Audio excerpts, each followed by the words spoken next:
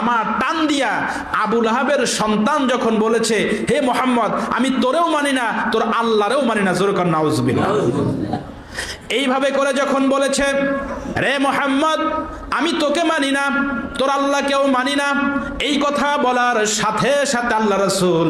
সাল্লাল্লাহু আলাইহি ওয়াসাল্লাম চোখ দিয়ে পানি ছেড়ে দিয়েছেন আর আল্লাহকে ডাক দিয়া বলে, রব্বুল আলামিন আমাকে আঘাত করেছে, আমার কষ্ট লাগে নাই, আমার মেয়েকে তালাক দিয়েছে, আমার কষ্ট লাগে নাই, আমি বিশ্ব নবী, আমার জামা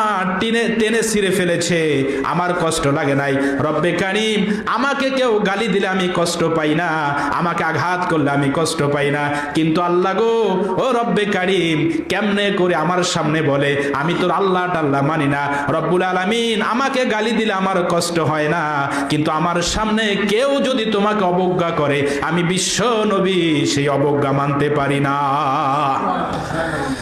আল্লাহ রাব্বুল আলামিন বলছেন, হাবিব আমার, আমি আপনাকে সৃষ্টি করেছি, মানুষ সৃষ্টি করেছি আমি, মানুষ যদি আমাকে অবজ্ঞা করে আমার এত কষ্ট লাগে না, কিন্তু আপনি হচ্ছেন আমার সবচেয়ে কাছের বন্ধু, ও হাবিব আমার, আমাকে গালি দিলে, আল্লাহ বলছেন আমাকে গালি দিলে আমার কষ্ট লাগে না, কিন্তু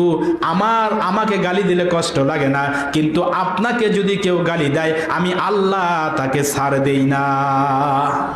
অর্থাৎ বিষয়টা এরকম হয়ে গেছে